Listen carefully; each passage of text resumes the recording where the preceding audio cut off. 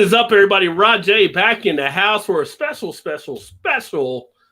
broadcast. We're back with another Spotlight video. I know it's been a while since I've done one of these, but I had to bring back the man, the myth, the living legend himself, Paul from PA Brew News. What is going on, homie? How you feeling? Pretty good. Keeping the spooky season going out here under the starry twilight. Yeah. If there's a holiday that works for Paul, it would be Halloween. So he's going to keep it going as long as he can. I'm gonna keep that thing going. I'm going to choke it until there's no more life left. He's talking about choking already? We haven't cracked anything open yet. Anyway. Oh, my God. If y'all don't know Paul, PA Brew News, make sure you check him out. Paul's been in the beer game for a good amount of time. How long? When did you start your channel? Almost a decade ago now. Almost a decade like 10 ago. years. In August 18th will be a decade. Yeah, so he's out there, been doing it longer than I've been doing and everything, and knows the beers. And I still haven't gotten good. He's a trial and error kind of guy. So big fan of the stouts, of course, and we'll talk about some of the other beer stuff because he's not all stouts all the time. He does like other styles. I know. But you know, he definitely knows a lot of the beer stuff. Great entertaining channel that he has inside the comments at the top is actually a pin where you can click on it to get to his channel. So if you haven't subscribed, make sure to check him out. And then here down the bottom, you also have it there. Copyrighted PA Brew News there. So you can easily reach him. But we'll go right into it. Like, how'd you get into the whole beer thing? Well, I was I guess I was just the first time I remember trying beer when I was 21, did it the right way. I was actually 22. Walked into a bar. I said, "Give me a Budweiser." I was trying to try it, and I sipped it, and I had this big smile on my face. And she goes, "Yeah, you like it?" I go, "That was shit." You know what I mean? It was one of those. I was like, "Okay, do you have anything else?" She gave me a Michelob Bock and an Amber Bock, and I was like, "That's still shit, but less shit." And then I didn't drink beer for about 10 years. It was one of those, like, I was like, okay. And then I got onto whiskeys pretty hard for a long time. But I gave up drinking when I left Berwick, which I'm at now, at my parents, and I moved out to Millville. But after I had my second daughter, I was like, I'll give it a go, So I went to what I knew. Germans make good beer. So I went to the Vorsteiner, and then I went through the cavalcade of German beer. Then I moved into the English beer area. I didn't like bitterness. And one day I got, I'll tell you what, it was an epiphany. One day I went into a European craft beer festival, a European beer festival. And I found this thing called Old Heathen. And I was like, yeah, that sounds like my cup of tea. It was from Weyerbacher. I was like, that sounds German. I'll drink this. And it was an Imperial Stout. The first Imperial Stout I ever had. It was amazeballs. And then I realized by talking to the guys, they're not from Germany. They're from fucking Pennsylvania. And it's craft beer. And I was like, what are you talking about? Like, I don't understand the words that are coming out of your mouth, And then that got me into like, okay, no, Pennsylvania, not just America, but Pennsylvania makes fantastic beer. That's when I started checking that out. And then got into yards. I bought a case of their ESA, which was a extra special ale. And I was like, okay, that's, low bitterness, I'm assuming, but it was bitter as hell. But I paid for it. And I didn't have enough money to buy more. So I drank the whole case. But by the end of the case, I loved it. I love the bitterness. And it just showed me, because then I started drinking more beers from PA. And then I was like, you know what? Why don't we highlight? I talked to my friend Mike back in the day. He was on the channel a couple times, but I was like, why don't we do a beer review channel that showcases Pennsylvania beers and lets people show people what's out there? Because I never knew about it. Maybe other people don't too. So it was one of those kind of deals. It's a selfless effort, a selfish, beautiful thing that I corrupted into just a horrible, horrible thing. So there you go. And then that was the release of the channel. That's how you got it all kicked off on everything. Yeah, and I did it. And I remember drinking the first beer I ever reviewed. I was drinking I bought a 6-pack of Drava Head from Trogs. And I was like, I just was like, I got I'm getting this out of it, and I'm getting that out of it, and then it was like a weird like piff of an orange, that citrus hop, because they over hopped Java Head a little bit, and I was like, I can actually talk about this beer, and it was just boom, there's your first review, bam, done, and then the channel just went from there.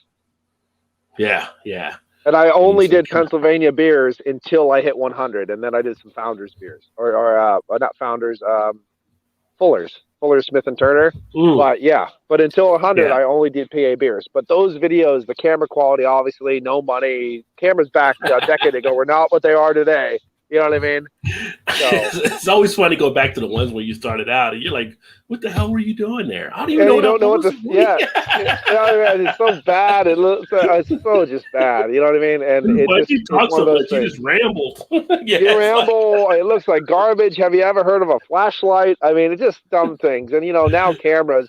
I mean, this lighting setup's garbage right now because like half the solar lights that I had set up are dying because the solar lights. But now you can see, a freckle on a stripper's butt from 100 miles away with a camera. And now, but back then it just it was just pixels.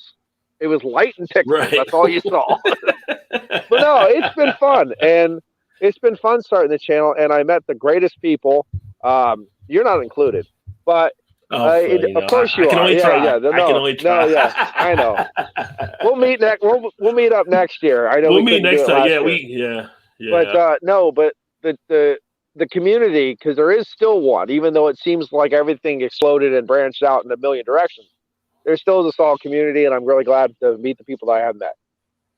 Yeah. The community is great. The beer reviewing is kind of secondary now. It's the community more so. Yeah. Well, it's fun on the relationships that we've actually made through the time, different people and stuff like that. I mean, unfortunately, I was in New Jersey in August at the time. Matt from Massive had the Beer Palooza. The day he was having it was the same day as my mom's birthday, which is why I was up there. So you should have took her. I had to celebrate that. Took her over. Get around those guys. No way. Yeah. Joe would have put the moves on her. Yeah. But to get out here, experience and meet some of the people we met, it's just beer brought a lot of us together in a lot of different things, and it's just interesting how that all works. Because when we finally do meet people, it's like I feel like I've known you like my whole life because you've shared all these different things just over beer, and it's kind of like you're so comfortable when you meet each other. We would definitely meet at some point.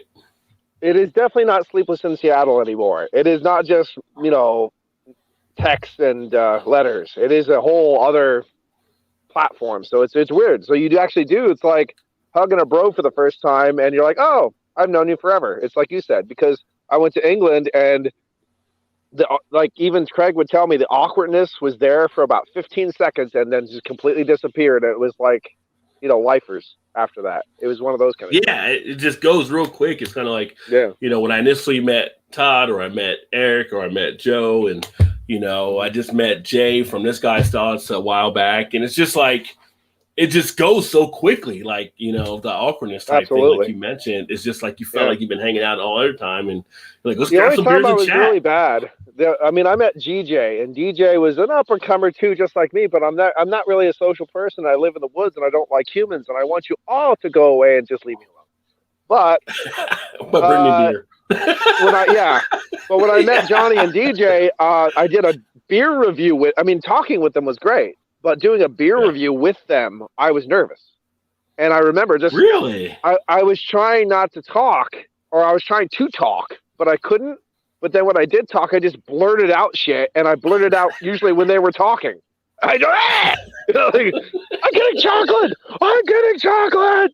Is anyone getting chocolate? It was just so stupid. But at the same time, it's hilarious and fun, and I love it. So there you go. Yeah, that timing of the tape delay, so to speak, when you're in real life. Exactly. It's all about timing, isn't it? Yes.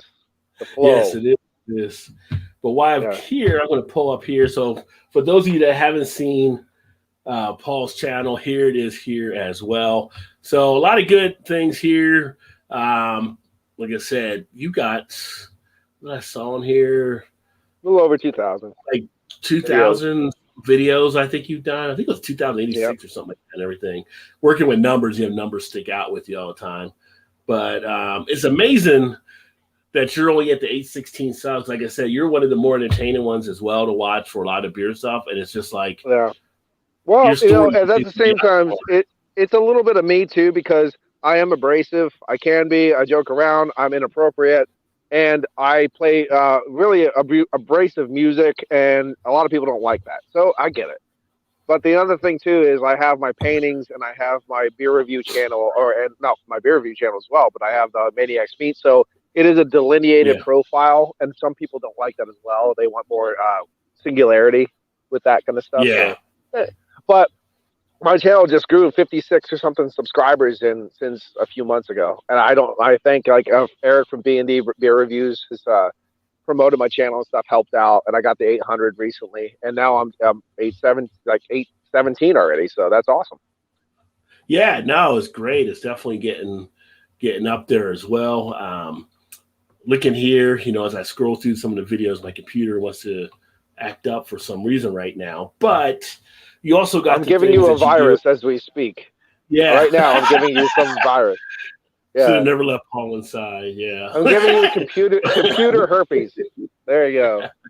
But you talk about the stuff that you do. You have the different beer things you do in here, which is kind of cool. And we'll talk about this here as well. But like your background that you have, it's kind of got a unique look to it. Yeah. But I know your background, and I know the fan you are, like the old horror type thing. So I totally get everything there. But which is kind of cool. It's different. It makes you stand out. Yeah. Well, the basement was a sad thing and a good thing and a sad thing and all those. It was a necessity because I had little babies running around the house. So you went to the basement with beer reviews. And then, of course, I made that kind of my home stay for a long time. But the people who did the road above my house, because it's a dirt road and mountains and stuff, and my basement started flooding all the time. So I couldn't do it down there. Right. And that's why I kind of got away from it. But when it gets dry and I can get down there and clean it, especially now, I want to start doing beer reviews in the basement. And again, the dungeon is my place. That's what I like. So, I mean, I have my painted little kitchen that I do beer reviews in now, which is very convenient. Mm-hmm. But I think the dungeon just is good. I like the dungeon. So I like the dungeon type feel. Like I said, it's something that's a little bit different. It's something unique that you actually bring. And when you have so many people doing different beer channels, that uniqueness is what helps to separate everything. Yeah, it's my little place away from everybody. And I mean, the hookers are very quiet down there. I mean, you think they scream a lot, but like they're very, very calm, cool, collected. So I mean, they're trying to find a way out. So yeah. Yeah, I mean, they're focusing. I like a person that can focus, so that's nice. Very respectable. So yeah, everything's good. Yeah, and I want to, like I said, I posted these lost dungeon reviews for Halloween and stuff, but there's more to come. And like I said, I do want to get back down in the dungeon. I do have some more lighting equipment down there so I can light it better. And I have a lavalier mic, so I'm going to try to pop the lavalier mic on. I'm not using it right now, but it's my luck. It would die. So, I mean, but right now, I'll be using that later too as well. So hopefully get a better consistency and quality to the channel. As much as, polishing a turd goes, we'll do that. Okay. Speaking of, right now, what are you drinking actually for the? I am drinking a 2020 Firestone Walker Anniversary Ale, coming in at a very sessionable 11.3, and it is a bit thin. So there you go. Well, yeah. Is it too very cold nice. For you? It's nice and warm. No, it's cold now because it's cold outside. So the bottle is ice cold, baby. Right out of the freezer, baby. The dust of road would not fade. This is freezing cold, baby. But it's still nice what it is. Epic lacing. Remember when everybody gave a shit about lacing? This lacing is off the hook. So let me see. Put that back up there. We'll give the look at that lacing, baby. That is good lacing, Big Daddy. Ooh, that's so nice. That's more lace than Miss Sherry at a Macho Man match right there. Don't you talk about my lovely Elizabeth, okay? Yeah. But no, it's good times. Definitely fun. And it's a nice beer.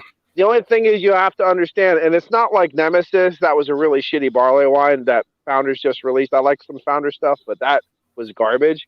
But this one, it is still having a complex, like, what am I supposed to be? Am I an Imperial Stout? Am I barley wine? It's like doing that, but you have a more enjoyable time, like, psychoanalyzing it. Like, sit down, put it on the couch. You know, are you a bad person? Yes, you are. You know what I mean? But it's one of those kind of Right. nice little things. But you get a little bit like, I can't wait to get another bottle of this and put it away for a while, because the barley wine concept is going to just shine in a couple years, but it's still going to have that nice base of an imperial stout to give it a bit more body and stuff. So it's nice already from just aging it a while. I'm enjoying it more now than I did when it was fresh. Nice, nice. Yeah. Mm-hmm. It was $11.99 a bottle. So Firestone Walker, go fuck yourself. Because that's too much. But other than that, and the thing is, I don't like the 12 ounces. I do like the bombers. I think they're special. You know, 750s and bombers. I miss them. I like them. So, do you get Firestone Walker? You get Firestone Walker pretty easily where you're at, because here we don't get it as much. Okay. Well, yes and no. I just found a place where I can go buy it, but it's more the generic stuff, Union Jack and shit like that. A fresh double jack is still one that will make me drip all the way home. I love a fresh double jack. Kevin Clemens from Clemens Homebrew sent me one that was a week old, and my knees buckled. It was so good. Usually when I got Firestone Walker and like the Thomas Hardys and stuff that got re-released here, I usually had to drive up to New York to go to Sam the Beer Man, and I would pick that stuff up there. But I just happened to go up to a place up in the mountains, and they had a couple of these, so I bought them. That I would call that a rarity, though, an anomaly, where you just happen to go to some place in the mountains and they happen to have some good stuff. You know what I mean? Yeah, yeah. Because actually, the good beer place around here had closed, and I was like, "You're in a college town and you couldn't run a beer store? Wow, you suck." Well, you had students. You had some students that may not have been there though too. That might have hurt business with COVID and everything. So right, that's true. But you're a beer. You should be able to survive in a beer store. I mean, yeah. Well, they sell the crap stuff too. Local townies need beer. Yeah. Well, the thing that made me sad about that place in particular, well, I liked it, and they asked me questions like, what should we bring in? What should we do this? So basically, I probably made them go bankrupt. So thank you, and you're welcome. But the thing that was really nice about them is they sold singles. And most places around here don't do singles. You know what I mean? They do, 4-packs, the 6-packs, the whole deal. And I'm really more into a single thing because it is rare that I go back to beer. I usually try to keep that ball of spinning. You know what I mean? So it's one of those kind of deals. I mean, I liked Unicorn Farts a little bit more than you did. I tried to send you that one, but it just got screwed up. I didn't have enough money to send it to you. But I've drank. But as far as sour beers, though, if I had to pick a sour beer, I would pick that one because I just liked it. Yeah. And I'm a brony too, so that helps. So there you go. It's one of those. I am a brony, so it works. And I didn't hate it. I like the Unicorn Farce when I had it. The first time I had it, it was like, I got no glitter. You said glitter. Oh, you got to get glitter, man. I always got glitter in mine.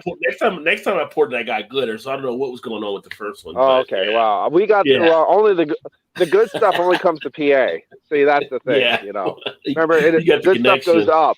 You got that sideways shit. You don't want that. You got up. Yeah. But I just had one of their they got the Sour Me series. So I just had their mimosa sour, so I'll be sharing a review on that one. That one was kind of interesting. Did you have their raspberry one? I know they had a raspberry one out there. I didn't have the raspberry one, no. But I do have a bunch of the stout stuff they have, like the. I was gonna say the patriarchy. The patriarchy. Yeah, patriarchy. I have like 4 or 5. I have not bought a patriarchy since I bought the first one and I reviewed it, and I think I called them every name in the book. I think I was like, all your kids should fall off a cliff. I mean, it was horrible. I was so upset that I just went completely like a nuclear bomb went off because it was supposed to be some kind of like huge double this and all savory this, and it was just like water with some Tootsie Roll in it, and I just went nuts. You're better than this, DeClaw. You're better than this. I mean, that's like when Jesus goes into the chapel and turns over the table and tells all the looters to get out. I mean, that's what I was gonna do to DuClaw that day. I was like, oh, start smashing beer kegs everywhere, and sure, get out of my temple. Yeah, it was gonna be one of those sweet moments. baby Jesus. What the hell is this? I'll tell you what. Sweet Baby Jesus does get a lot of hype, and I understand and I appreciate that fact. And organic peanut butter does taste like boiled peanuts, FYI. Mm-hmm. Because you ever get that boiled peanut kind of taste out of those beers, because that's what organic peanut butter actually tastes like. But if you haven't had it, and this is more for your viewers than you probably, but For Pete's Sake is the better version of that beer. That's what you want to drink. That has a better body, better components, better flavors, better ABV. That's important. Those kind of things, because you want, and it's like 9% or 9.5, and you don't want to drink that weak stuff. Be a better person. Well, it was when it first came out. It was I was reading stuff about it, and in some states they wouldn't let them sell the Sweet Baby Jesus because of the Jesus name, and so they came out with For Pete's Sake. But they did change the recipe in it as well. The funny thing is, most of those states were already selling. What was the Uno Mas Jesus and stuff like that? They were already selling those beers. Oh yeah, Even More Jesus. Yeah. Those were being sold, but that wasn't, and that doesn't make sense either.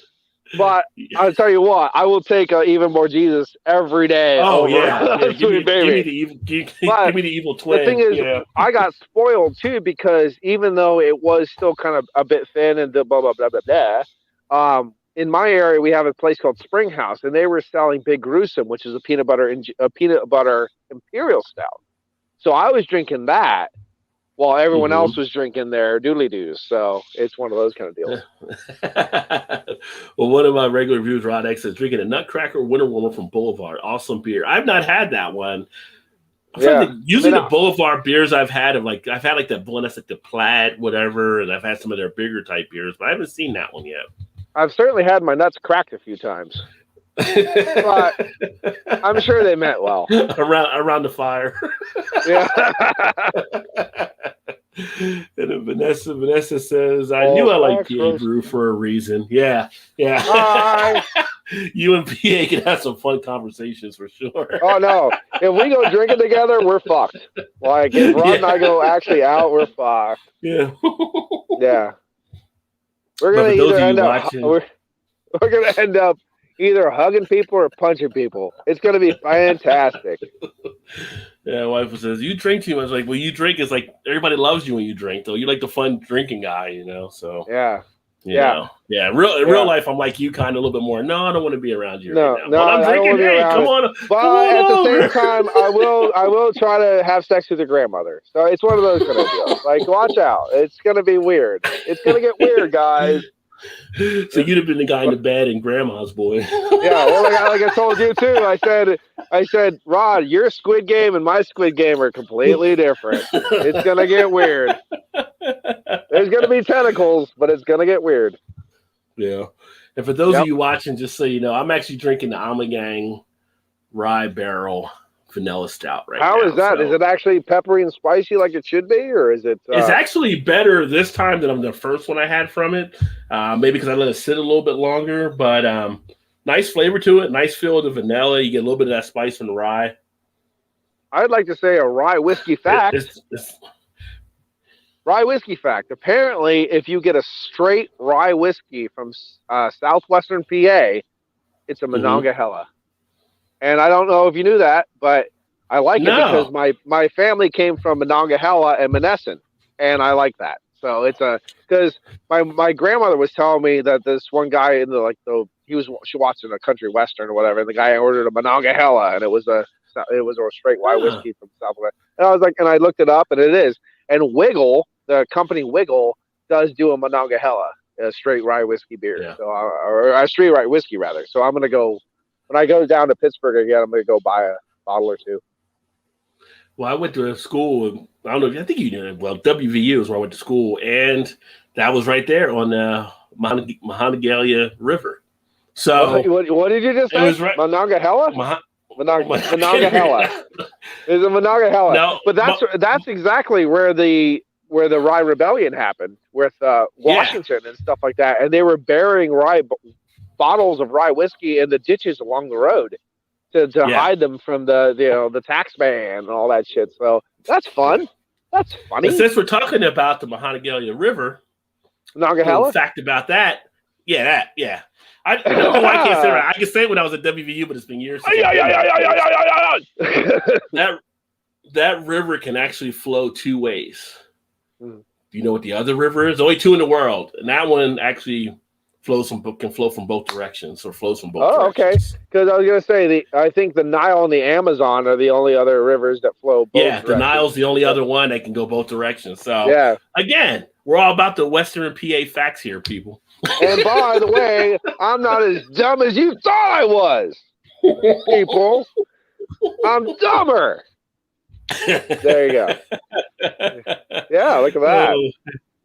That's a Nile fact. Vanessa, she said, I need to pull my finger stout. Someone must make one. There you go. I don't know why you did that, but that might be earthy and nutty. 38 IBUs. Well, Paul requested, is it too thin? That would be Paul's question. It's going to be a bit thin for sure. Don't encourage Paul, Vanessa. Says, hey, grandmas need fun too. I just got done with a 57-year-old, so gilfs all need a little loving for sure. And I don't know if you want to say you do Squid Game, the regular Squid Game. I don't know if you would do Paul's Squid Game, because that's a whole totally different thing. That's a whole other thing. What's up, Jimmy, as well, beer professor in the house. But in talking about the stuff that you're doing, so you got the time that you've done the beer channel. Like, what are some of your favorite beer styles that you like to enjoy? Because outside of stout, because I know stouts won, but I also know you like some of the other styles. Well, here's the thing: is I don't just drink stouts; I drink imperial stouts. That's true. You're a big imperial stout. Occasionally, you might get a stout, but something like, who snuck this in type thing. But exactly. Imperial stout is the preference. I will tell you, a well-made porter will always be a winner. A well-made porter is just a standard porter is great, but I love old ales. I love Baltic porters, Schwarz beers, barley wines, all English barley wines, aged English barley wines, Schwarz beers, dunkles lagers. I love dunkel lagers. I love just German dark lagers for sure. The two low ABV beers that just have my heart forever will be bitters and milds. A dark ruby mild. Oh, baby. It's just so good. So English milds. I had a lot when I was over in England, and they were amazing. The bitters, a proper bitter is so good. But at the same time, most beers, if it's not 8.5 and higher, just dump it out. If you're going to bring it. Yeah, if you're going to bring it. But I've had beers, I've had Keller beers when I was in Germany that were amazing. Actually, apparently I drank 2.5 gallons of Keller beer one night because the guy yelled at me for it. But it was good. But it was nice. But it was great because they have huge. It's amazing because they have like 2 liter glass bottles of beer you can buy. Yeah. It's great because you drank one of these, you drink one of these, you drink one of these. I'm like, okay, well, I had a good time then. So what's wrong? What's your problem? It's good times. I'll tell you what. It's like I paid for them, so what's the problem? It's not a style per se, but I love Rauch beers. I love smoked beers. So I mean, it's a style. Let's recognize it. I was going to say, I think me and you both have an affinity for that because we've had the Excellent Curl talk as well. Yeah, the Excellent Curl is really good stuff. I love the Yerbach. I love the oak smoke double buck, the Eichstins, the smoked double buck, the Rauch beer there. I like that. I think I like that. I used to like the Yerbach more, but I think I'm approaching kind of like the oak smoked to be my favorite of them. Yeah. Of course, the Marzen is just, all day, every day. But, it's pretty good. I do like New Trail Brewing Company from Williamsport, Pennsylvania. I do a lot of them on my channel because they're local. And I do like the shout out to DJ. But I do like when they do double IPAs, hazies, and I like that when they do triple IPAs. They've been pretty good. However, I do Mm-hmm. miss clean beer. I miss clear beer, like a nice West Coast, huge, disgustingly 9% West Coast is dank and resinous and all that kind of stuff. I miss that. I like those beers. You just want a good classic throwback at times. Just something nice and Yeah, easy, not exactly. trying to You over know, fruit and I get think crazy with it. everybody in the beer community, when you're drinking so much stuff, you need a reset. And then Mm-hmm. sometimes, like when you're drinking certain styles so much, you need a reset. And West Coast, a proper old school West Coast is always a nice reset. Yeah. To kind of like, That's why I okay, oh always wait, no, wait, whoa, okay, I have other taste buds too. It's not just fruity. Okay, bye bye. You know, that's why I always feel like I can always grab a Sierra Nevada and I'm always going to be pretty much pleased because it's such classic on how they do I'll their tell you beers and what, stuff. I It's just hate Sierra always Nevada solid. Pale Ale. I hate it. I hate Sierra Nevada Pale Ale as the day is long. I want to What did I you? want to find like tractor trailers of it and drive it into the ocean. I don't know why. I've always What is hated it with that beer. that one that you don't like? Is it the I've taste of it always or? just the taste compounds are just not right for me. I just never liked it. And another one that a lot of people like is Arrogant Bastard Ale. It's an ale that doesn't know what the fuck it's supposed to be. I just don't like it. I Oh, it's like just a it. strong I ale, like which is that I catch Yeah. category. Are you Yeah. are you over hoppy bear? Are you this? Are you savory? Are this? Are this? I was like, it's just a fucking mess in a bottle. But at the same time, Arrogant You get a Bastard, I good do buzz like it. from it. I like it. Well, I don't even drink enough because I get pissed off. But I like its variants. Its variants are nice because it goes to a Yeah. certain kind of this and that, like those things. But like the straight Arrogant Bastard Ale, I don't like. I don't like Sierra Nevada's Pale Ale. Fuck your Oberon, by the way. I know we're on the channel, so I just thought I mentioned. Oh, Fuck come your Oberon. on. Come on. Ah, fuck Yeah, it. you in the beer patrol. You're in the closet like R. Kelly. You know you want to Yeah. like it. I like peeing on girls, but I don't like Oberon. I'm just saying, like it's not my thing. I don't like it. It's not good. I'll tell Yeah. you what. Well, I mean, we One always beer that find beers that I'll tell everybody's you gonna like. what. Bell's Midwest Pale Ale is garbage. I I drink an had that Oberon one. over that. Bell's Midwest Pale Ale might be worse than Oberon, but I don't like Oberon. Send Larry a message. What are you doing with this one? What are You you finally got me to doing? drink Like, Oberon. You finally made me drink why? Oberon because you made this. Yeah. Well, I'm not. Thank God there's other choices because I'm still not drinking Oberon. But there Well, you go. that's the whole good thing that we have so much good selection of different styles and You have like people options. here in Cincinnati, they go crazy in the springtime when shandies come out from Leinenkugel, and you couldn't Yeah. pay me enough to.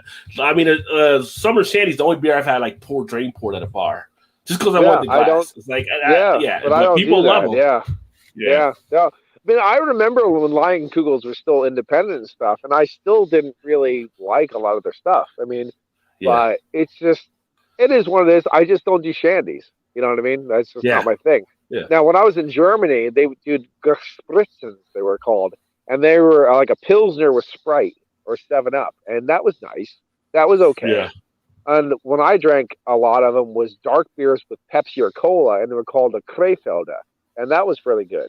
I like that. Oh, okay. Apparently, I was in St. Angbert, Germany, and I was at the Fleisch Bar or something like that. It was I can't remember the bar's name, but I drank so much Krefelder. My buddy in Germany, because I was there, he showed me a picture. They renamed that beer called the Paul. I was like, yeah, cool. I did something. Because I drank so much of it when I was there. So I was like, fuck yeah.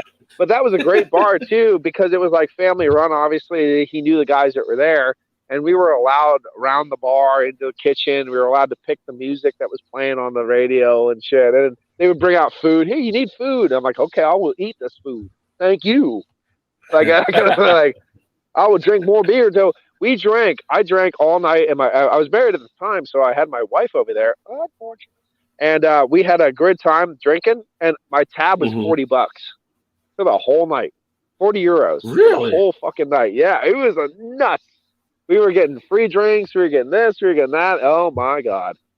That's like a Rod Yeah, J. Deal night right there. that was a Rod J. Deal night in Germany. It was quite the experience. It really was. It was great. Yeah, Yeah. and the thing is, like, and that was a buddy I met on YouTube with my other channel, Funeral Dust 666. because I do my black death metal stuff. And I met him. We did a split together, a CD split, just by talking on the internet. And we flew over there in 2010, and I met him. And it was, again, YouTube, crazy good friendship for life. Great stuff. Yeah. Yeah.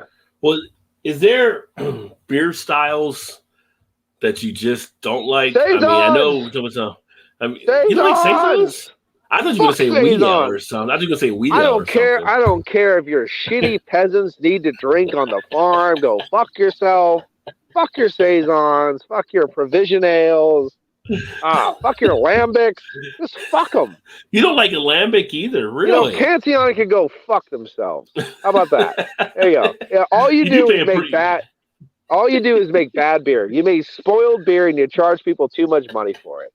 You piece of shit. You do pay a pretty penny for some little ABV, so yeah. Yeah, I'm not doing it. I'm not. I see what you're doing, and I'm not falling for it, sir. Yeah, I've had Cantillons. My buddies have bought me some Cantillons when I was young. We did a Cantillon little fest, and I was like, this is garbage. This is just not good. Nope, not into it. This is just not. I'm glad I didn't buy it. Yeah, it's just not. Yeah. It's not good. I'm sorry. It's just one of those things. I just don't like it. I just cannot get into it. It'll be at least a 7%. Rod said for his as well. You were a little bit higher than Rod, but I mean, you always got to start somewhere, right? Yeah. Vanessa likes high ABVs. Baby steps. Sierra Nevada, bitch slap. LOL. Yeah. Paul doesn't like the pale. Now there's other Sierra Nevada you'll drink. You just not a big fan of pale. Oh, absolutely. Yeah. And then honestly, Torpedo is fantastic, but I like Torpedo better out of the can than the bottle. Yeah. I like it out of the can as well. Narwhal is awesome. Narwhal is fucking fantastic. Narwhal is up there probably for like Narwhal and Yeti head to head. Narwhal, Yeti, and 1050 would probably be in that kind of running for like traditional top imperial stout of America. You know what I mean? That kind of thing. Like I think I'd have 1050 probably pulling out of that one. I think 1050. I think the thing is, I had a case of it and I got real bored after that. I got real bored. But here's the thing about But the thing is about 1050 though, I won't drink 1050s fresh anymore because they age so good. I won't drink them fresh anymore. Yeah. Because the dark fruits that come out of 1050 when you age them, I won't drink them fresh anymore. Yeah. Well, one of the things I thought about before, and I've done the 1050. And I've also done the barrel aged 1050. Like I always be like, if a beer is good enough, why even make a barrel age? You're already there. Like and it's like, I did the barrel aged 1050, and I'm like, okay, this is the exception to the rule. I drank the barrel aged 1050. Well, actually, speaking of Firestone Walker, I drank a barrel aged 1050, and I compared it to Parabola. I was like, this is like Parabola level good shit right here. Yeah. Now, my favorite, if you had to say, Paul, pick a barrel-aged Imperial Stout, and that's the one. I will say right now, it is not Guinness, but it is. I will tell you, Hoppin' Frog right now. Hoppin' Frogs, Taurus the Tyrant, Imperial barrel-aged Imperial Stout. That is just. Yeah. I spent. I've got Taurus, I believe here too. Yeah. Taurus the Tyrant barrel-aged Imperial Stout. I spent $30 on that beer, and I thought I owed them money after I drank it. Yeah. I was like, I'm sorry, you need some more. I'll give you another 20. It was so goddamn good. Yeah. Yeah, I've got to go through the series of the Big Bad Baptist ones that I have here that I've been looking forward to. I just had a Big Bad Baptist recently, and it was it a regular or was it a variant? It was a variant. It was garbage. Okay. It was really garbage. Really? I just had it on my channel not too long ago. I mean, it was me. I have no understanding of time. I still think 1997 was 3 days ago. So, but it was on my channel, and I really got disappointed. It was the Big Bad Baptist Bastard or whatever, and it was just really disappointing. I got it from craftshack.com. They do ship to PA, so craftshack.com. Check them out. There you go. Yeah, I haven't had the ones yet that I'm going to be tasting, so I'm interested to find out. But since we are in November, we're talking about bourbon. What is your view on the Goose Island Bourbon County series? Do you still always like them? Drink those? I still buy them. I just reviewed one recently. I actually just picked up, and I actually thought this was actually a pretty good deal. I actually just bought the Goose Island 2020 variant of their wheat wine, aged with cinnamon, apple, and maple, and it was Mm-hmm. $15 a bottle. 15, and I was like, That's not bad. I okay, mean, I'm that's not, I'm yeah, totally buying that. Like, it's stupid yeah. because sometimes the variants, for instance, I just got screwed. By the way, I bought a wheat wine from 2018, and they didn't mark the price on the bottle, and we were in a rush, so I paid for it. And it was like $55, and I go, oh, I'm mad. But at the same time, I am somewhat principled, where if I make you ring it up, I'll pay for it. It's one of those kind of deals because I don't want to Yeah, return shit and that kind of thing. So I have it in yeah. the dungeon, and I'm going to bring it to maybe a bottle share, whether it's in England or whatever. I'll bring it to a bottle share who, whoever was like, oh yeah, I'd love to try it. Well, I'll bring it. You know what I mean? I'll share it with my buddies because it costs a lot of money. Yeah. 2021 and 20 regular BCBS in this area dropped in price significantly, and that made it better for me to buy it because I've always liked it. You know what I mean? It's one of those Yeah. ones I've always liked that beer. It's quality. It's got a nice body.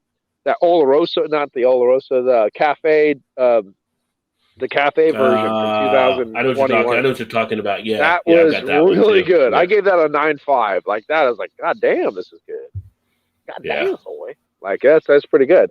KBS is something I've always bought too, but it's not the same beast at all. It's a very easy drinking, light bodied, sessionable thing that I can give or take anymore because of the simple fact that it's just so meh. It's meh. While yeah, where BCBS is kept as wow factor, I guess you say. It's yeah, kept that wow yeah. factor.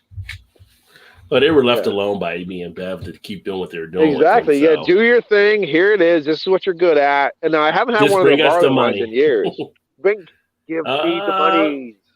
Yeah, the barley wine. The last one I had.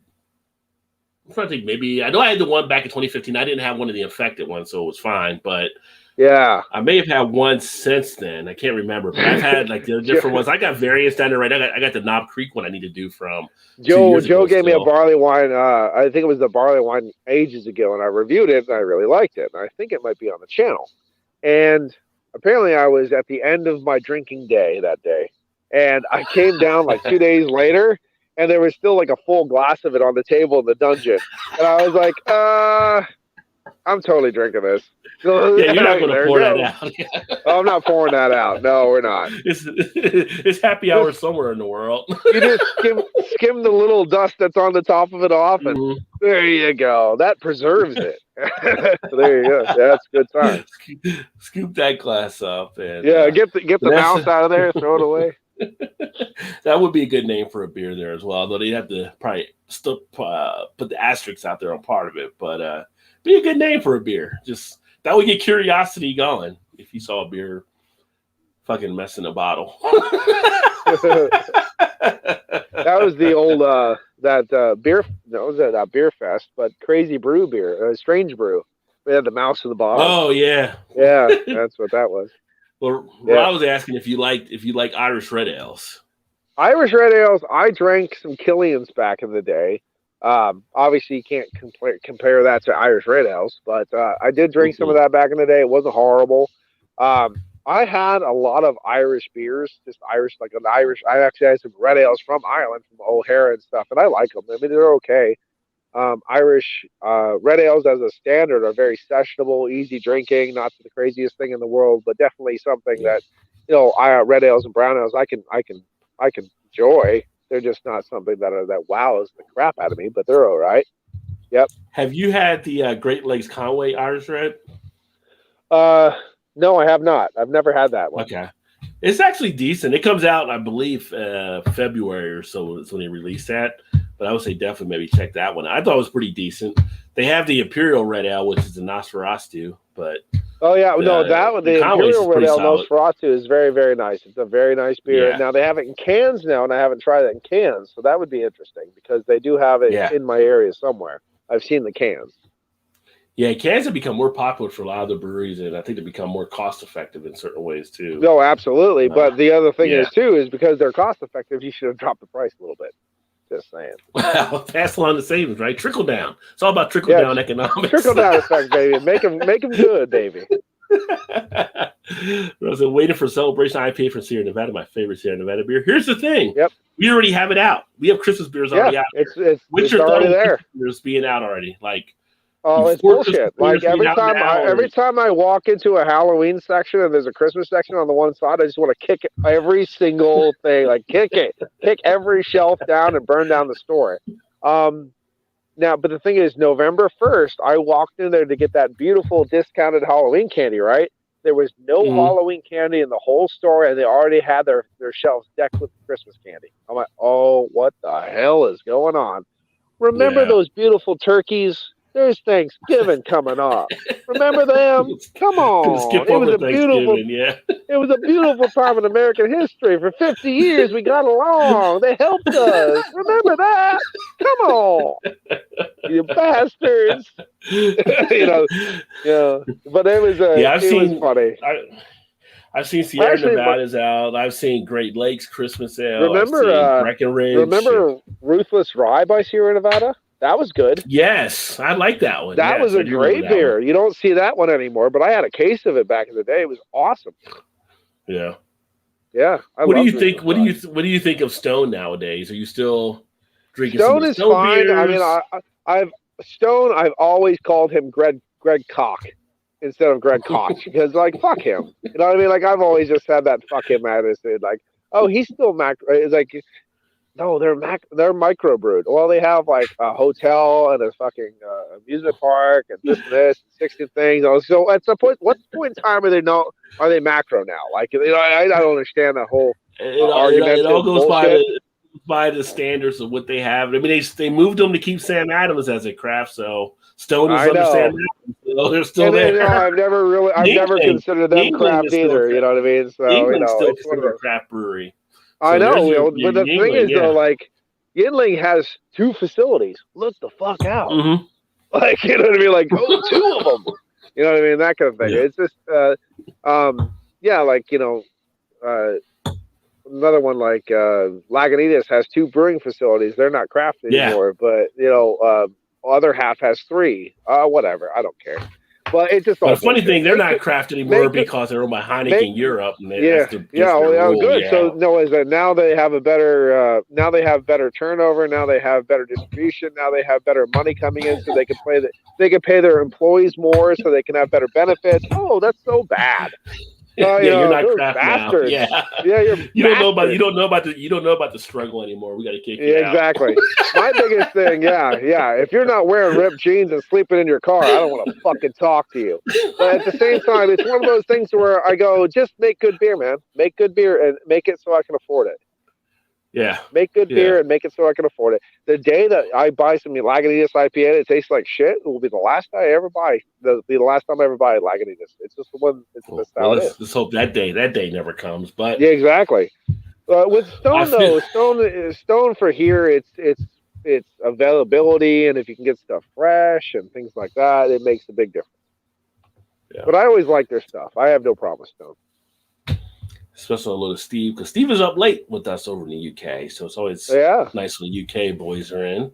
So the case of Dragon's Milk, Vanessa loves her Dragon's Milk. Which, the weirdest thing is, I was up. I know you're drinking one right now. Are you drinking I'm going to crack open this other reserve. I was up in Auburn Hills, Michigan, and I was doing my robotic training up there for ABB, and Dragon's Milk was so prolific. There was cases of it holding doors open. It was the most insane. Yeah, I was buying bombers of Dragon's Milk for $3.99 a bottle, and the cases were like 22 or something like that. It was absolutely redunculous. I drank so much Dragon. Yeah, I drove up. I drank so much. The car would have been heavy coming back from me. Oh no, because I literally drank so much of it when I was up there. I got burnt out.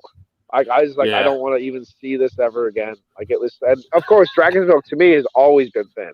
It's just always been KBS, that kind of sessionable, approachable thin. Dragon's Milk has always had that kind of spiky, peppery, nice bourbon quality, but it's still been kind of approachable, and it's always been a bit thin. So. Yeah, I think this is actually their But highest that double variant they've barrel done thus far. sounds good. This is a 12. Yeah. Yeah, this is a 12.3. I think it's the highest one they did. Ooh. But yeah, the double barrel with Madagascar and Indonesian vanilla beans. So Yeah, that's it's tasty. I've had one before, so I'll have the review up and on it's this not at some point as well. overblown on the vanilla. The vanilla's not too crazy. No, I mean you got to give it to New Holland. They know how to put their beers together well for the most part. I mean, even get something like their Cabin Fever. It's like a nice little brown ale to actually enjoy. Nice, that's good. Way better than New Belgium because their beers are shit. So there you go. Not the biggest New Belgium fan. What about their take away their mainstream stuff? But like when they do the other series that they do with the I want to say the white label series. I can't think of how they do it, but they're fancier type beers. Okay. They do so many. Yeah. They do so many other type styles. There was, I think, New Belgium. What they the ones with the 1551 or whatever. I don't know. I didn't see that one. You didn't see that one? It's a classic thing they have. Yeah, but all their Ranger shit is garbage. Their Voodoo Ranger, See, I like the Ranger series. I haven't done the Ranger series in a while. Some people like nailing their dick to wood. You know what I mean? Like people like weird shit, man. I get it. Like it's fine. Yeah, New Belgium has a dark ale 1554. It was all right. I gave it it wasn't like it blew me away. It was like a 325. I don't on tap, but I remember them that. Right. But they have like their Honey Orange Triple, which was not too bad. It's weird because they'll have like a special, more of a white type label on it. Like it's like we're New Belgium, but we're not New Belgium. Like it's a little more fancy. Oh, we're the New Belgium. Like, watch out. Like we're with them, but we're not really with them. We ride the same bus to work, but we're not really hanging out. It's like the Goose Island IPA next to the Bourbon County. Like, remember, I still remember when Goose Island back in the day. Remember the Lolita came out that time. The Pepper Noir was coming out. That was a whole thing because that was a rebottle branding. The bottle was different. The labels were different. Trying to like set them apart from other stuff. I mean that was good times back in the day. I remember that shit. Like that was beer started getting a little bit more crazier on the shelves, and it was good times. Good times. Yeah. Let's see here. Well, drinking a whole case of heart monitor on. I mean, it just tells you. I don't know if it does anything to the heart. I mean, the liver might start kicking in, but the heart just keep pumping along. I need you to be the scientist of the group and do it and find out. Oh, it's a macro when their pants get too big. Yeah, I mean it's all set by the. Well, I was gonna say, then Stone is macro now. Then there you go. BrewDog is macro now, and like it's just like if you look at it that way. I don't know if BrewDog is because it's that. Well, one, their quality went to garbage, so fuck BrewDog and fuck you, James, and then all that shit. But then at the same time, then so they're everywhere now, and they have. I don't know, money marketing schemes and bullshit, and they're unfortunately, like I said, they're big, like their dog series, the big Imperial Stout series, they're still holding on, but like all their mainstay stuff has just gone to shit. Yeah. Hipsters know the struggle. That's right. You gotta be a hipster to be a craft brewer. You're drinking Lagunitas right now. I still like drinking Lagunitas, especially. Fuck yeah. We talked about that time and time again. With you, with Joe, with a bunch of the other guys. Value for value is hard to beat. Value what you get from Lagunitas for what you pay. Oh my god! If you look at Willetized Imperial Stout, is dumb. Mm-hmm. It's like you can get a sixer for $10, and it's fucking amazing. Yeah, absolutely. 100%. Yeah, once you go there, there's like 3 or 4 6-packs on the shelves. Like, I'll take all of them. Thank you very much. Yes, I will take every single one of them. Thank you very much. And I have. Fill truck with kegs. Yeah, you would probably load up. She loves, like I said, Dragon's Milk, so she would definitely load up on all that. There you go. 1554. Yeah, that's the one. I did check my truck up last time too, so I probably could have loaded up. Yeah. Type of session, but need more 750 format, son. And let's see, well, Rajay lowered his standards. The other Paul kid in the side will watch the reruns and go middle through when I get the chance. Thumbs up, cheers, guy. Cheers. Love from our Canadian neighbors up there. And he is finally watching the better Paul. He is watching the better Paul, right? I guess. Well, the hairier Paul. The taller Paul. Hairier. The taller Paul, the hairier Paul, the smellier The Paul. the more Sasquatch Paul. The Sasquatch Paul. There you go. Yeah. He every time he gets in, he talks about the better Paul. I said, we're just the other Paul. He goes, okay, that's fine. That's all right. So in the time, how many beers do you think you may have drank through the time doing a YouTube channel?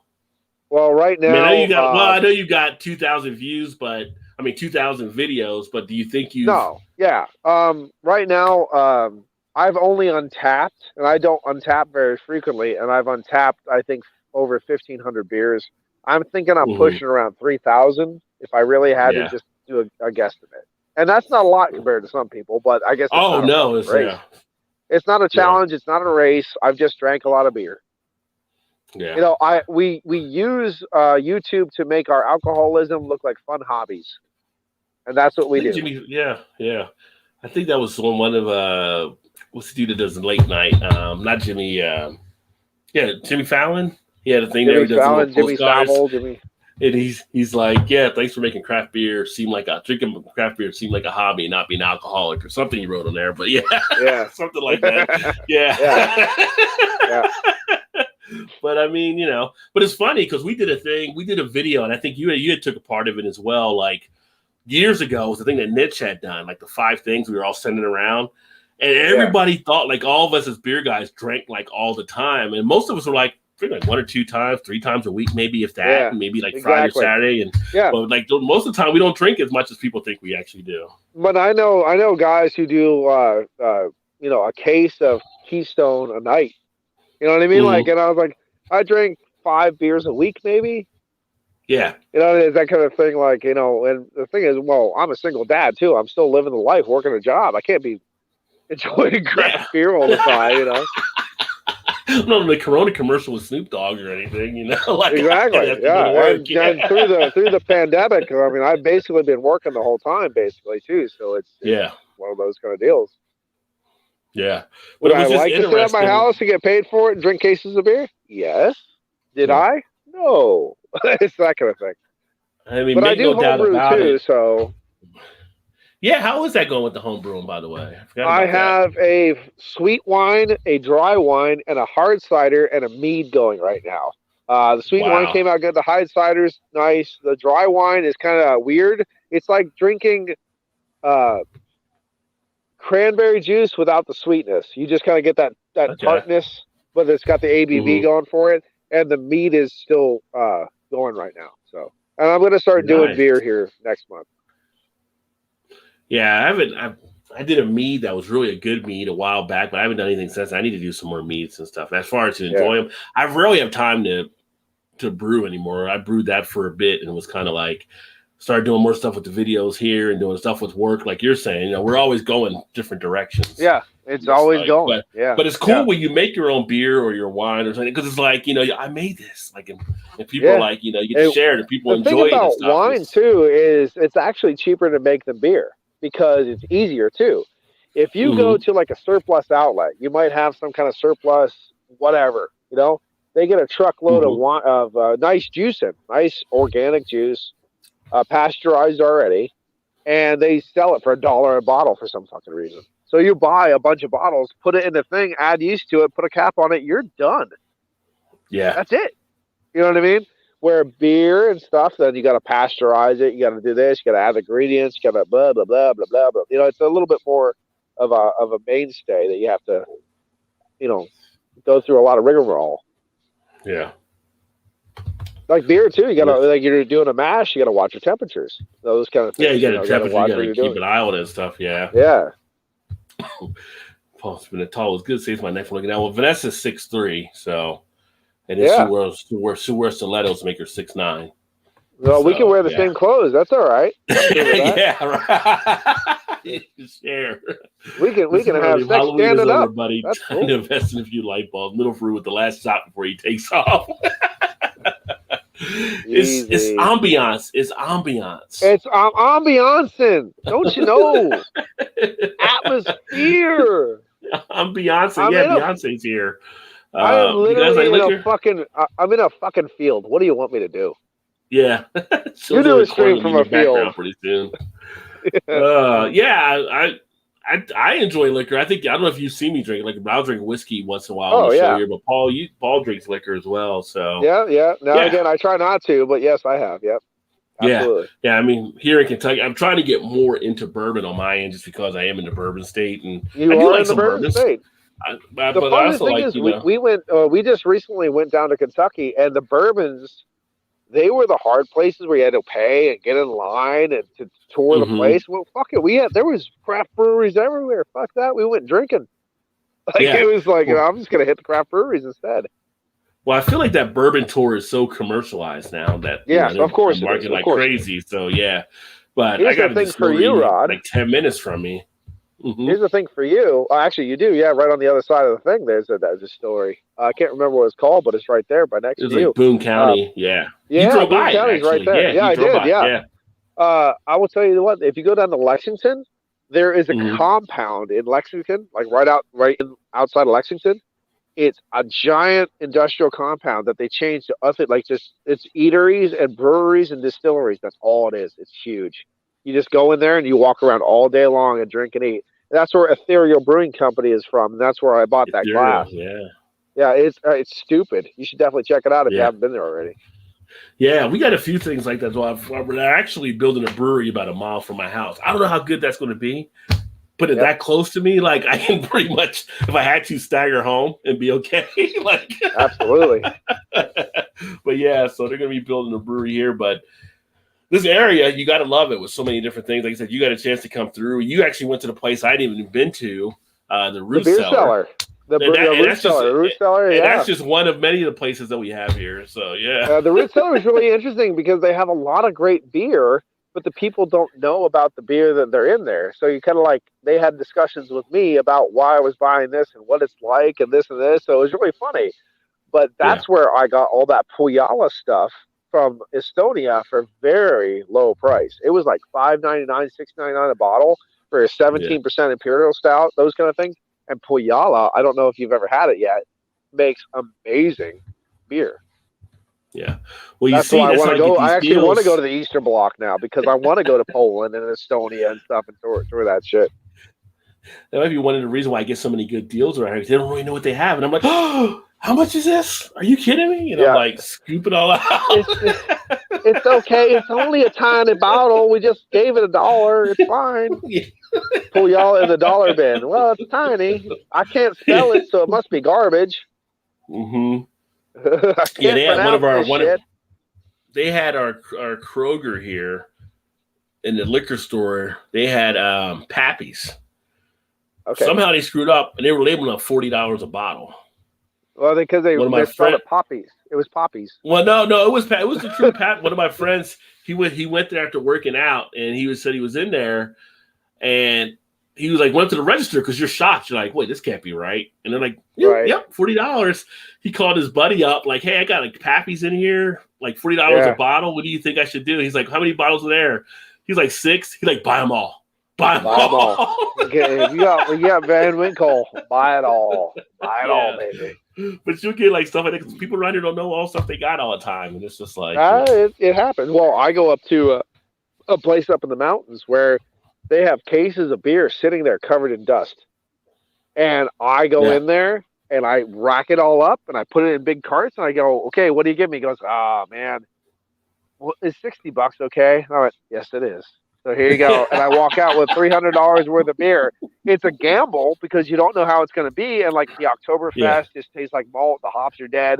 But you're getting $300 or $400 worth of beer for $60. yeah. Now, this won't last forever because I'm going to clean them out one day. But at the same time, it's pretty damn cool. You're like, just roll the dice on it. Just roll the dice, baby. Yep.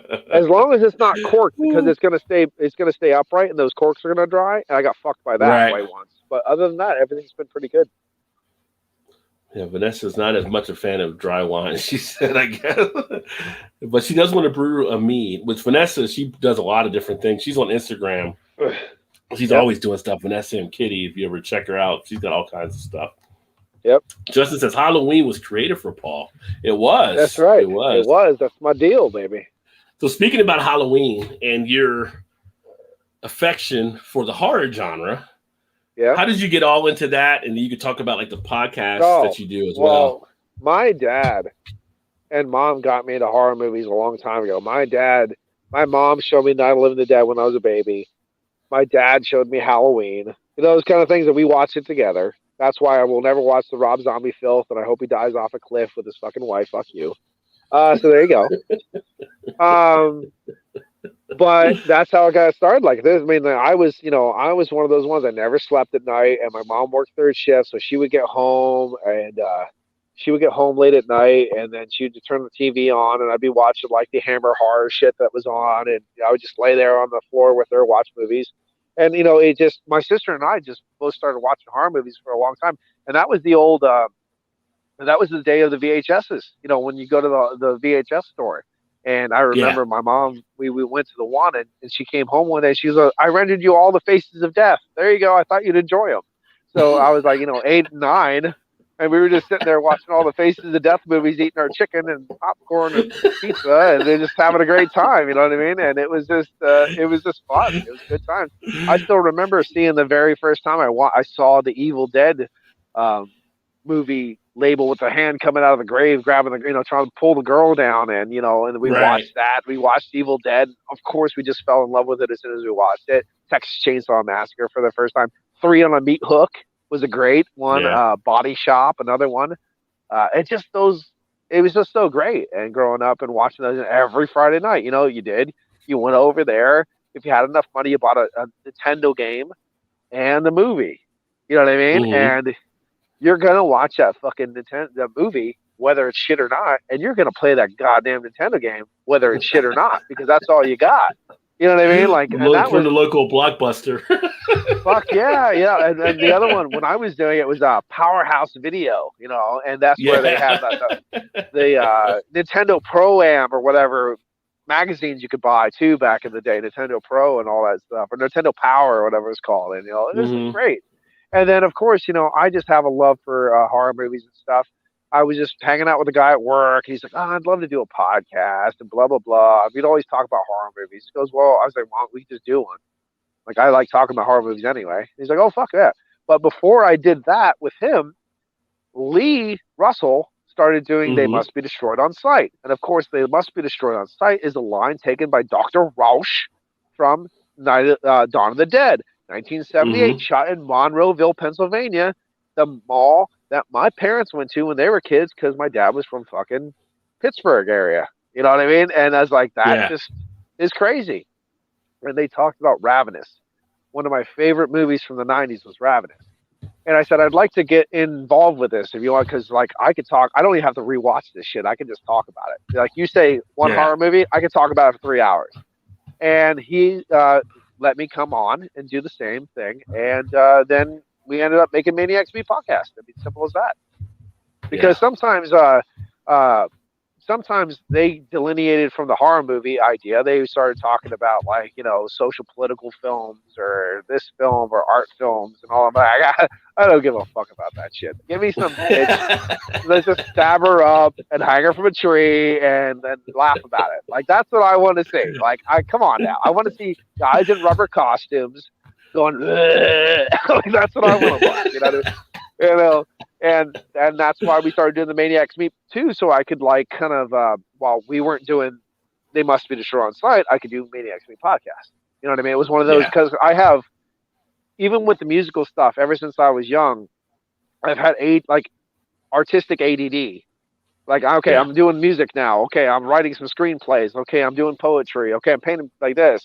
Painting came later, but like it was always like, that's why I have 17 different bands, because one, I didn't want to bastardize a band with a different style, so I just made another band, another band, another band, another band. Like that's like it's that kind of thing. So that's why I do beer reviews and painting and this and Maniacs Meet and like Mr. Short and Slide and that kind of stuff.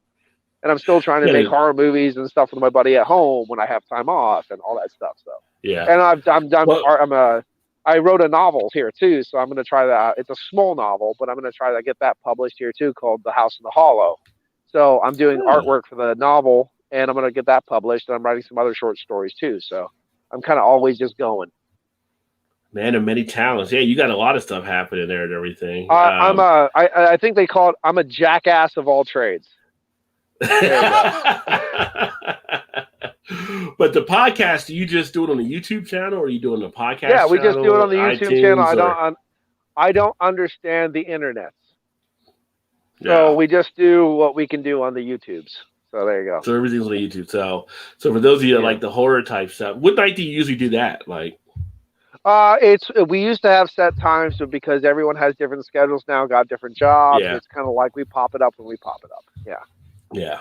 But people can check if you follow it, if you like it, and we pop one up, watch, comment, subscribe, the whole deal. And we're trying to do some more like independent horror films too. So like the people who actually made the horror films are actually commenting on the shit now, which is fun. Oh, that's pretty cool. Like, they're like, hey, thanks for watching our film and stuff. So it's great. Yeah, no, that's awesome there. So, but then also the other thing, while we're flipping through the different switches, the painting. Yeah. So you do how long have you been doing the painting? I've been doing the painting since about like 2016-ish. I just started painting. I just decided to try it and just started painting. And it was one of those ones seems where... like you've been painting longer than 5 years, though. I mean, your talent is crazy. No, I just watched Bob Ross growing up as a kid. And I remember my dad used to come home from work now and again on his lunch break or whatever. And my sister and I would be hunched over our book bags just sleeping on the couch because we fell asleep watching Bob Ross before school and we missed school. And he would just he is soft spoken. I mean, and I just watched Bob Ross. That's all I did growing up was watch Bob Ross. And the one day I was like, well, here's some acrylic paint. I'll give it a go. And I made a painting. And I was like, it looks like a painting. And I just went from there. Now my first oil painting was dog shit. But my second was better, and my third was better, and and that's what you do. And like sometimes, if you get away from it, because I don't paint all the time, if you get away from it for a while and you come back, your first painting is not the greatest, because you got to get that touch. Like oil painting is all about consistency of the paint and touch, very soft touch. Remember that whisper there? It's nice. That whisper like just caress the canvas there, and it is just caressing the canvas.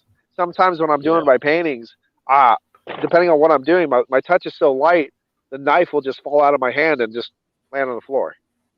Because that's how light I'm going. You can't show that, but you can explain it, and hopefully they get it. Yeah. Yeah, but I wanted to show people, I just kind of wanted to be like, I'm going to paint a painting, I'm going to explain what I'm doing, and maybe you'll learn too, because that's how I learned, that kind of thing. Yeah. And for those of you watching, if you haven't seen a paint, that's another thing to check out on Paul's channel. I mean, because you paint just not on the board or whatever. You'll paint like the log paintings are kind of incredible. Yeah, too. I'll like paint a log, I'll paint a saw, I'll paint a this. Yeah, the saw ones were crazy too. Yeah, so yeah. Ultra it's whatever talented, I have at the time, because sometimes I can't afford canvases, and sometimes he goes, I got this rock. Like I got this thing. I'm like, I'll paint on it. Fuck it. That kind of thing. I'll just do that. I'll do that.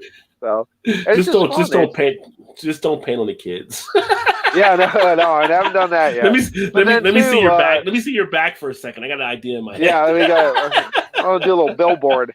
But the thing is with me is I'm doing that people need to understand when I'm talking to them too is I'm doing Bob Ross inspired stuff, but I had to learn my own style of painting because the paints are not as thick as Bob Ross had when he was doing it, because everything got cheaper. So you got to form another painting style. That's why a lot of times you'll see it like the painting will have like a acrylic black already on it, because that's less paint you have to put on to get the same effect. That way you don't get mud mixing smeary stuff going on. So it's fun. Yeah. It's just fun stuff that you learn by doing it. So not only does Gilbert not get the New Belgium, he gets the counterfeit New Belgium. So he'd rather go for Sweetwater or Lagunitas. It's like, I didn't even know they were, hey, we'll give it to the Steam Whistle. Let them brew our beer. So, yeah. Yeah, a Steam Whistle is only top quality. Let me tell you, Steam Whistle is the best. It's almost as good as Muskoka. Yeah. Yeah, Vanessa has a bullwhip, so she said if he could speak, she's done some things with that bullwhip. I know she likes that bullwhip. Yeah, man, we're still back at Kona Big Wave, and also been to Angels Evie Tour, Not Worth, and the Bullet Tasting. Pretty well put together. Nice. Yeah, I need to go to some of the distilleries we have around Kentucky. I just haven't done it. I don't know why. I can't say why I haven't done it. It's just I got the time. There's the thing is, like I lived in. like we were talking before we got on this podcast about the stuff we can't talk about because the police might get involved. But we were talking about Gettysburg, you know, and I didn't go to Gettysburg until I was in my late 20s. You know what I mean? It's just because it's there close to you doesn't mean you're just going to automatically do it. No matter how much you enjoy it when you do it, doesn't mean you're just going to go do it. You know what I mean? Like that kind of thing. Well, it's kind of like, you know, growing up in New Jersey, we go to New York once in a while. I never went to I never went to the World Trade Center, right? And then 9/11 happened, and it's like all the times I could have went, I never went. And I saw it. I mean, when it happened, it was kind of like, but I've been by it, but I never went into it or kind of experienced the full thing with it. But you know, when something that happens, you start to think about other things you may have not got a chance to go to for things that may happen or stuff like that. So I remember I try to find time to do stuff. We were going and my trip to Statue of Liberty, we were driving with my mom and we were driving over the bridge. She goes, "See that? That's the Statue of Liberty. Okay, we're going home." It was one of those kind of deals. I was like, "Okay, bye. See ya. That was no nice. need to get out. No need to get out. You see it right there. there. It is. See ya. Bye-bye. Okay, I saw it. Thank you." Yeah, it was one of those kind of deals. It was a good time. Yeah. Yeah, Gilbert drinks a lot of whiskey. He said Pappy's worth between 40. I don't know. It's down here. The price for what they had was definitely mispriced. I know that. So I had some Willet. It usually goes a lot higher. Recently, I had Willet, and Willet was very, very good. And the price component is only like 36, 40 bucks. Yeah. Yeah, and it was really good. My favorite just drinking bourbon, if you just have to sip on a bourbon and just relax, is Basil Hayden. Oh, yeah. I've got a little bit of Basil Hayden left behind me as well. It's pretty decent. It's just smooth as silk. It's the Tito's of bourbon. Yeah. Yeah, I ended up getting like a 3-pack it was a Kentucky bourbon pack. It was the Basil Hayden, the Nob Creek 9, and it was some other one that was in it. And it was like a $25 pack, whatever. So, I'll try 3 different whiskeys. So, I like it. Yeah, that's good. Let's see. The secondary markup for any RP or Pappy is at least right above. Well, the markup is crazy on some of the stuff. The markup on some of the craft beers can get crazy. You look at some of the people that buy shit there. Oh, that's just ridiculous. I've been victims of that for sure. Yeah, yeah. So Joey and we're at the Statue of Liberty 3 times at the end of 8th grade. Yeah, they took us to 8th grade. They took us on a trip to New York City when we were in grade school to see the Rockettes. And they got mad at us because we were supposed to be in Radio City Music Hall. And then most of us as the boys were kind of out in the streets trying to see where the hookers were. Like, we were more impressed trying to find the hookers than the Rockettes. My dad decided to bring out some my paintings. Oh, nice. So let's like, pull here you this go. up here. I don't know if you can see it. So this is like one of the paintings that Paul has done. Yeah, it's framed, which too. is nice. Yeah. There you go. Yeah. That was back in the day. Great work. I mean, for only painting 5 years. Yeah, and it's here's another one. I don't know what the hell it looks like. Oh, it's more like a pastoral setting. A little pastoral setting with some shit in the background. Oh yeah, it's now, fun. Did you just draw? Did you draw that like looking at the thing, or did you draw just from your mind? No, just like, from my mind. I don't like. Okay. No. Actually, most of the paintings I actually did back in the day were in the dungeon. I was just sitting in the dungeon. I didn't even have an easel back then. I just set it on my lap. That's why my old painting pants were just covered with paint. Because I was just like, oh. I actually had a Vincent. I have a double LP of Vincent Price talking about demonology. And I used to put that on the background and just listen to that while I painted and relax drinking beer. So that was good times. Did you have to yell down if she puts the paintbrushes in the basket? She does this. She does this whenever she's told. Yeah, she does this whenever. Does she, Precious? She does. Yes. Put her in the press. Yeah.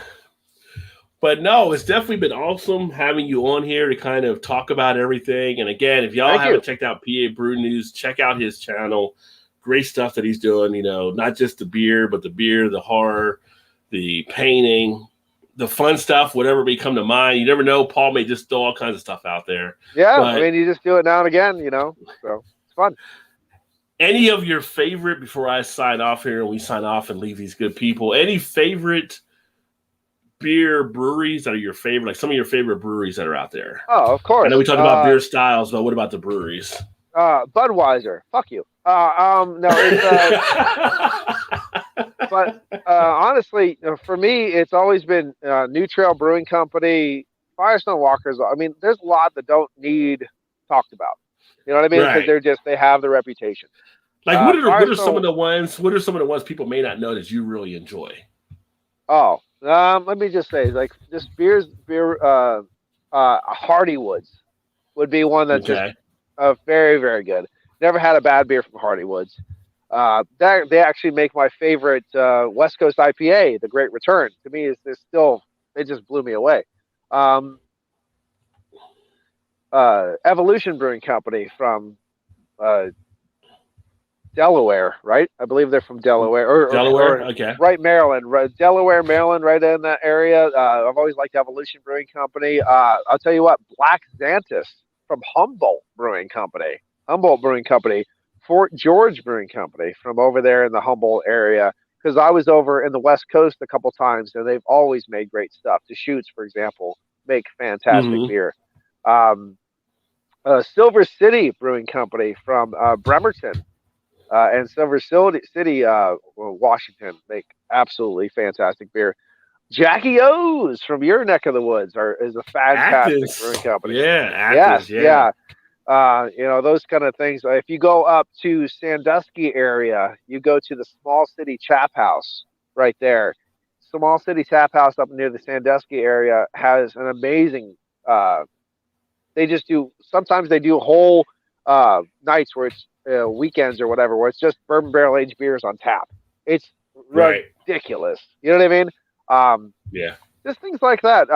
I've always been a huge Captain Lawrence fan, but for lately, just the beers have just kind of gone to shit. I don't know why.